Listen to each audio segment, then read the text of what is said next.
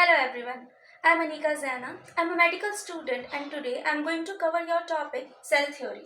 तो जैसा कि हमने लास्ट क्लास में पढ़ा था, जो डिस्कवरी ऑफ सेल थी उसके बारे में हम बात कर रहे थे। तो जो साइंटिस्ट थे J.E. पुरकंजी, तो उन्होंने ये बोला था कि जो सेल होता है उसके अंदर एक लिविंग फ्लूइड होता है जिसको उन्होंने टर्म दी थी प्रोटोप्लाज्म।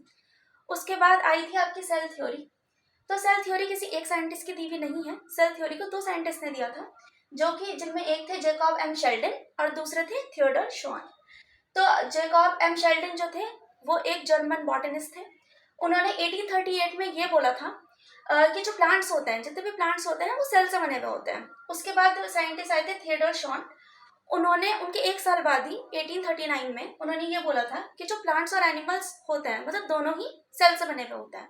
तो उन्होंने उनकी जो कही गई थी एक साल पहले, जो उन्होंने बोला था कि प्लांट सेल से बने हुए होते हैं, उन्होंने उस चीज़ को, उस स्टेटमेंट को कंसीडर करके और फिर अपनी एक थ्योरी दी थी एनिमल वाली, क्योंकि वो जूलॉजिस्ट थे।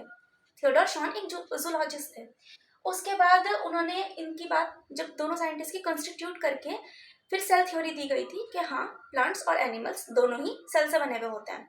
इनके बाद एक साइंटिस्ट थे आर विर्चो, जिन्होंने बोला था ओमिनिस सेलुला ए सेल्यूले। तो उन्होंने ये बोला था कि जो सेल होते हैं, जो भी सेल है, नया सेल बन रहा है वो अपने प्री एग्जिस्टिंग सेल से ही बन रहा है। मतलब पुराना सेल डिवाइड होता है डॉटर सेल्स में और उसके बाद वो दो सेल बनाता है। तो ये बोला था आर विर्चो ने। और एक और साइंटिस्ट थे रॉबर्ट ब्राउन, जिन्होंने न्यूक्लियस की डिस्कवरी की थी। उसके बाद ये जो है हमारे पॉस्टुलेट्स हैं सेल थ्योरी के, कि सेल थ्योरी में क्या क्या चीज़ें को या क्या क्या बात मानी गई थी या कंसीडर की गई थी। तो सबसे पहला है all organism are composed of cell. तो जितने भी ऑर्गेनिज्म है हमारे, मतलब जितने भी अर्थ के ऊपर ऑर्गेनिज्म अभी हैं, जिंदा है, वो सब सेल से ही बने हुए होते हैं। एंड प्रोडक्ट्स ऑफ सेल, या फिर सेल के प्रोडक्ट्स से बने हुए होते हैं। तो सेल के प्रोडक्ट्स क्या हो गए? हमारे प्रोटीन, न्यूक्लिक एसिड, वो जो सेल के अंदर बनते हैं, जो केमिकल रिएक्शन सेल के अंदर होती है।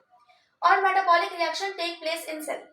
तो जितनी भी मेटाबॉलिक रिएक्शन होती है वही chemical reaction, synthesis, nucleic acid का सिंथेसिस, ठीक है, वो सब क्या कहाँ बनती है? डीएनए, आरएनए वगैरह, ये सब सेल के अंदर बनते हैं, ठीक है। उसके बाद आया all cell arises from the pre existing cell. वही जो पुराने सेल होते हैं वो डिवाइड होते हैं माइटोसिस या मियोसिस वाले प्रोसेस से, और उससे नया सेल बनता है, ठीक है। तो अपने ही पुराने सेल जब डिवाइड होता है दो सेल में, तो नया टू डॉटर सेल बनती है, न्यू डॉटर सेल्स।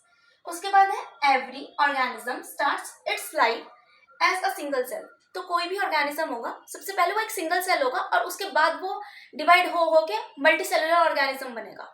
तो सबसे पहले वो एक सिंगल सेल होता है, जैसे ह्यूमन में सबसे पहले जाइगोट बनता है, जाइगोट के बाद वो एम्ब्रियो बनता है, एम्ब्रियो से वो फीटस बनता है, ठीक है। तो ऐसे ही बाकी सारे ऑर्गेनिज्म भी बनते हैं।